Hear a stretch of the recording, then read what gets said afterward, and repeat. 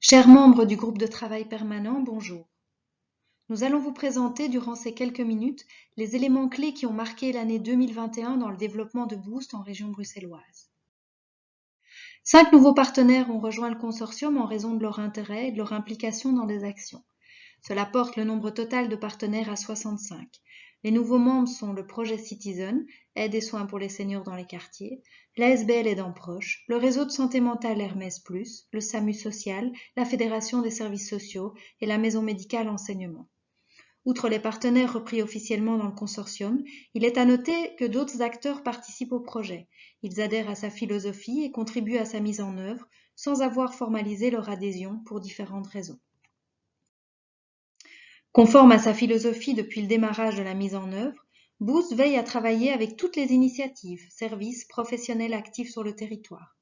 En 2021, Boost a porté une attention particulière au rapprochement des partenaires du secteur bas seuil et accompagnant des publics particulièrement vulnérables, ainsi que les initiatives locales se développant dans les quartiers. En pratique, cela s'est concrétisé par la mise en place de 2 groupes, le groupe de travail Concertation 05, rassemblant les services bas seuil, les services de première ligne, les hôpitaux, les organisations d'usagers et les acteurs sociaux, et le groupe de travail Approche Quartier, qui rassemble, lui, des acteurs bruxellois intéressés ou impliqués dans des projets et initiatives locales. Depuis le départ, le management d'intégration est assuré par une équipe faisant partie de Brussano. L'équipe de coordination se compose de 12 personnes, dont 3 collaborateurs arrivés en 2021. Ces personnes consacrent une partie de leur temps de travail à la coordination de Boost. Le fait de pouvoir fonctionner en équipe est un plus important pour maintenir le cap dans un contexte de projet pilote régulièrement mis à l'épreuve ou cristallisant des difficultés structurelles. Au vu des convergences entre le plan d'action loco-régional de Boost et le plan d'action régional de Brussano, il est apparu nécessaire de penser la future gouvernance. Celle-ci permettra le déploiement des soins intégrés sur l'ensemble du territoire régional et pour toute la population. De plus, ce processus est la formalisation d'une pratique qui s'est développée de manière spontanée chez les partenaires. Il s'agit également d'une opportunité pour travailler à la territorialisation avec une gouvernance qui permettra d'articuler les niveaux, quartiers, bassins d'aide et soins et régional. Suite à la validation de ce virage en assemblée plénière, la coordination a travaillé à l'intégration des activités de Boost dans la gouvernance et l'activité de Brussano. La première amorce s'est concrétisée à travers l'intégration des actions et des projets, suivi des canaux de communication et de l'évaluation. Dès 2022, le chantier sera l'intégration de la gouvernance. Les participants à l'assemblée plénière rejoindront le forum ouvert des membres de Brussano et travailleront sur l'ensemble du plan d'action de Brussano.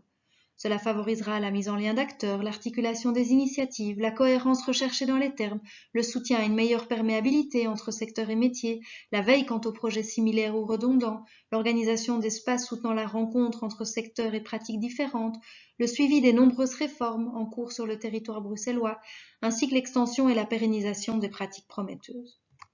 Boost a grandi et poursuit sa construction afin de répondre à l'un des plus grands défis des soins intégrés, l'intégration sociale santé.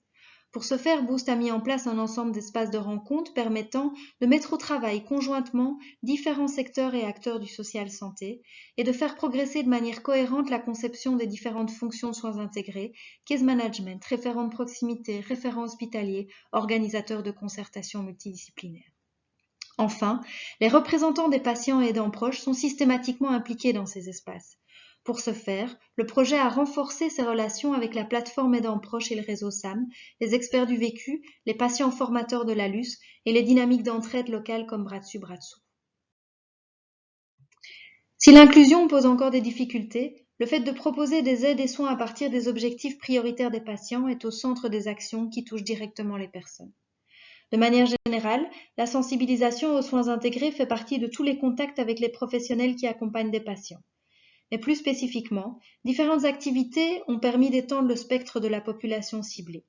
Une large diffusion du Bubble Boost, notamment sa présentation lors de l'appel à projet Goal Oriented Care de la Fondation Roi Baudouin, avec pour effet que certains des projets candidats ont utilisé l'outil dans la mise en œuvre de leur projet et avec leur public, diverses séances de présentation du helpdesk, l'intégration progressive de la communication dans les canaux de communication de Brussano, brassant les cibles à l'échelle régionale, la réalisation et la diffusion de capsules d'animation audiovisuelle présentant des dispositifs, et la publication d'articles dans les revues professionnelles et de terrain.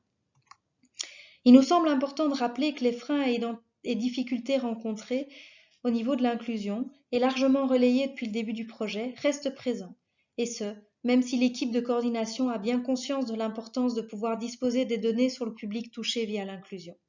Elle constate un écart important entre le nombre de personnes qui bénéficient effectivement des actions déployées sur le terrain et le nombre de personnes effectivement incluses, ce qui démontre la difficulté rencontrée pour remplir cet objectif. La lecture du plan d'action 2021 montre la réalisation d'une majorité des actions prévues. 3 actions phares ont été identifiées en raison du taux de participation des partenaires et de leur utilisation par le terrain. Les communautés de pratique. L'expérience de Boost présentant la plus grande valeur ajoutée est sans conteste les communautés de pratique, mises en œuvre en soutien au développement de la fonction de référent de proximité. Elles répondent d'ailleurs à de nombreuses composantes des soins intégrés.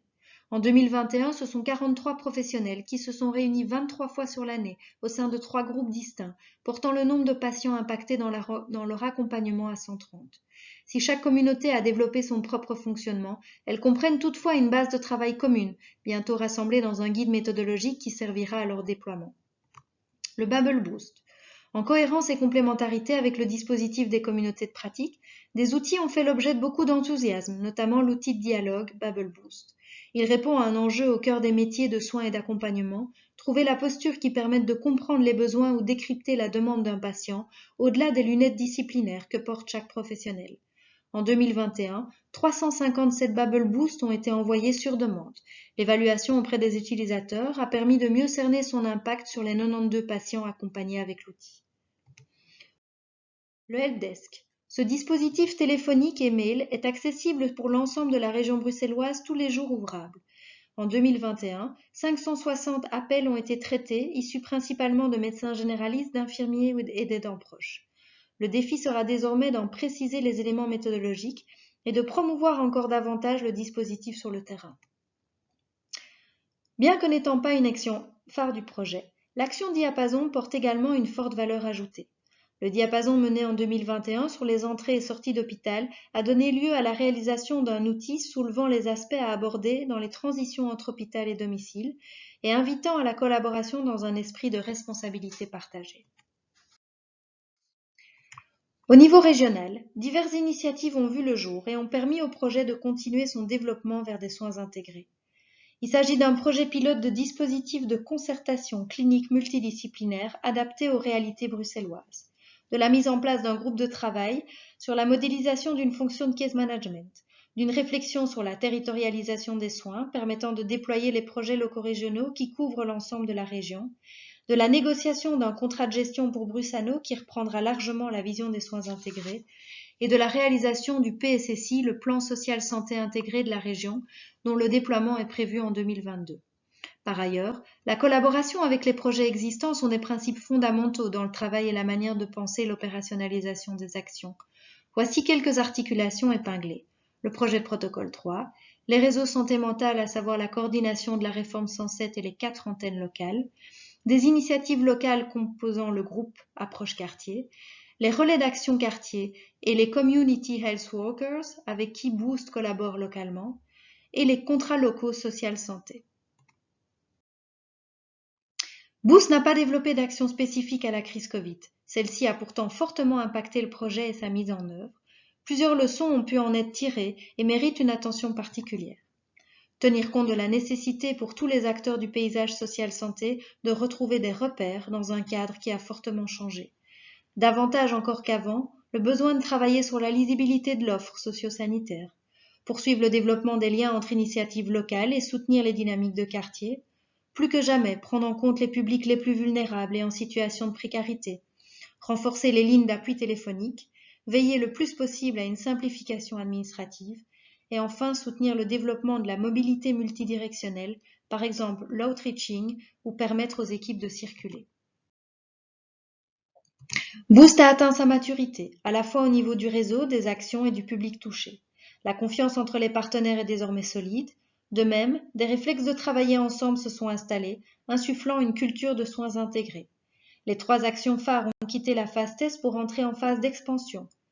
Boost a assuré sa cohérence avec le terrain bruxellois via une évolution dynamique et rapprochée avec les autres projets visant la transversalité dans l'offre de soins. Il est désormais reconnu comme le programme de soins intégrés à Bruxelles. L'expérience patient est mise au cœur des actions à travers l'apport des prestataires dans les espaces de concertation et de travail, ainsi que les relations constantes avec les associations des patients et aidants. Malgré des difficultés d'inclusion, l'évaluation a montré l'utilisation des services créés. Enfin, parmi les besoins non encore couverts, mais pour lesquels Brusano n'a qu'une portée limitée, le développement des répertoires et le partage des données sont prégnants. Boost existe désormais dans le paysage bruxellois. S'il est principalement un repère pour les professionnels, il fait aussi son chemin parmi les patients et leurs proches. Reconnu comme une référence en soins intégrés à Bruxelles, Boost est aujourd'hui prêt à s'étendre au-delà du berceau des 3 communes pilotes.